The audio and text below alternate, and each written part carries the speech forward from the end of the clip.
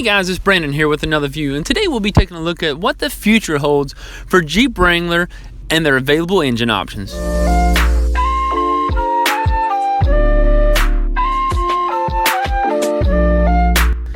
Hey guys, before we get started, I'd be interested to know what engine you think should be an option for the 2019 and 2020. Would it be the diesel, the plug-in hybrid, or the Hemi? Cast your vote up here in the top right corner. Hit that like button. Don't forget to subscribe, and let's get this thing started.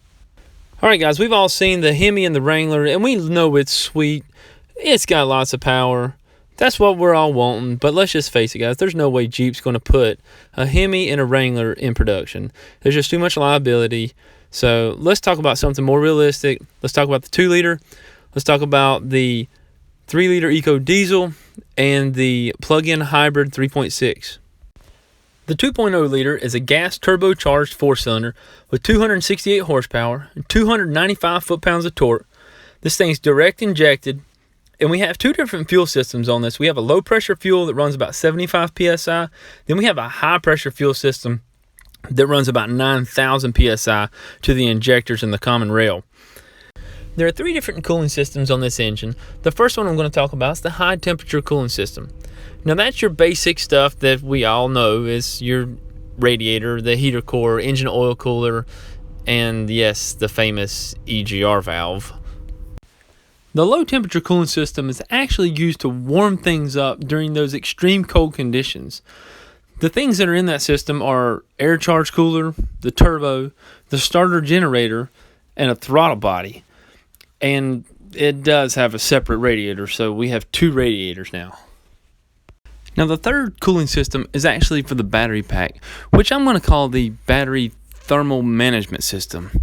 It basically keeps the battery at a nice temperature, not too hot, not too cold, so it can prolong the life of it. Now this battery that I'm talking about, it's not your standard 12-volt battery. It's actually a 48-volt lithium-ion battery pack. Alright, the reason we have a 48-volt battery is due to the BSG, which is the belt start generator. It runs off a 48-volt system. So if our starter generator needs 48 volts, there's got to be some kind of step-down inverter or something maybe, and I'm sure you guys will have fun with that one. I'm not sure about you guys, but I'm not really feeling the best about this engine. I just don't see it selling a bunch. It's just complicated. There's just too much stuff. I think they're trying to give the Wrangler owners another option besides the 3.6. This is just a bad pick. I mean, the diesel obviously should be the choice, not this 2-liter turbocharged 4-cylinder wannabe diesel. And from a technician point of view, this thing's going to be outrageous to repair, and it's going to be as complicated as you know what to fix. So that's my thoughts and opinions for the 2-liter. Next, let's move on to the 3-liter EcoDiesel. So the 3-liter is a V6 turbocharged diesel with 260 horsepower, 442 pounds of torque. It is a common rail fuel system, and it's not a wannabe diesel like the 2-liter. We've been using this engine since 2014 in the Jeep Grand Cherokee and the Ram 1500s.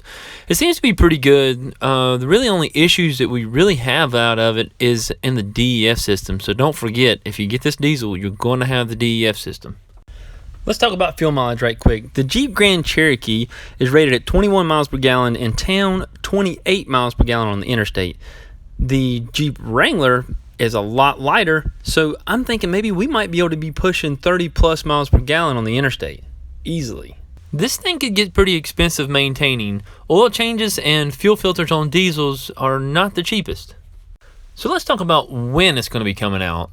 The latest I heard was they say it's going to come out in 2019. But is that the year model 2019 or is that the physical year 2019? Because if it's the year model, then we might be able to see it somewhere around October, November of 2018 when the 2019s come out. But if it is the physical year 2019, we could be looking at another year and a half before we see this diesel. I'm giving this 3-liter diesel a big thumbs up. And I really think there's a lot of great benefits to this engine, but the big downside is the DEF system. I really think that's where all of our problems are going to be. So that's it for the 3-liter. Now let's move on to the 3.6 plug-in hybrid.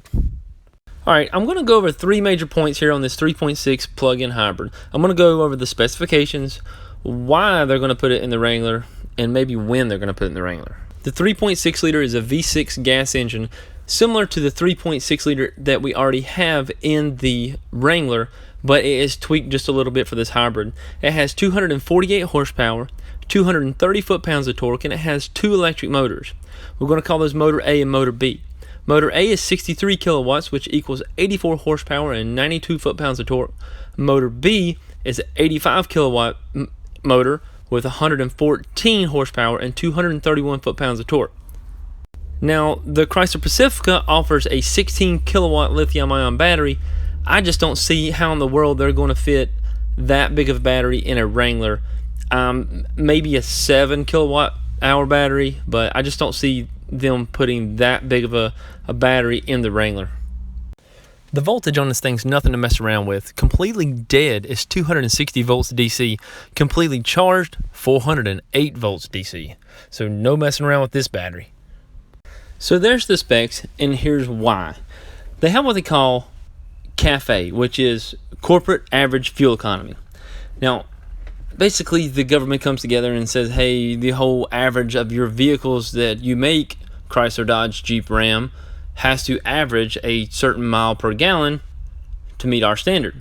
Well, in 2018, for a passenger car, that's 45 miles per gallon. For a light truck, that's 37 miles per gallon. I'm talking about an average for the whole corporation. In 2022, it's only in 4 years, the average is going to be a 53 miles per gallon for a small car and 44 for the light trucks. Guys, we've got to do something to get that up there. I mean, there's no way they're going to do it with gas and diesel. They're going to have plug-in hybrids or all-electric vehicles to meet these federal standards. So, when will they come out with this thing? I honestly expect it to be out by 2020. I really do. I think it'll be out by 2020 because the CAFE standards are just coming way too fast, and you're going to see it across the board with all manufacturers, with all different makes and models. They're just going to offer that plug-in hybrid because that's actually the best feature. You have a little bit of engine and a little bit of electric. I don't know if the plug-in hybrid is going to be for, Wrangler owner that, works at a bank that just drives back and forth to work, or is it going to be for the avid Wrangler fan that takes it off-roading every weekend and has, $10,000 worth of mods on it? But what I do know is there's going to be plenty of options for you Jeep Wrangler owners. Well, guys, that's a wrap on those 3 engines, and I really appreciate you hanging in here. And if you got any questions or comments, I would love to hear from you. Place them down below in the comment area. Don't forget to smash that like button, and make sure you subscribe for more Jeep material and other new car tips, tricks, and hats. Have a great day.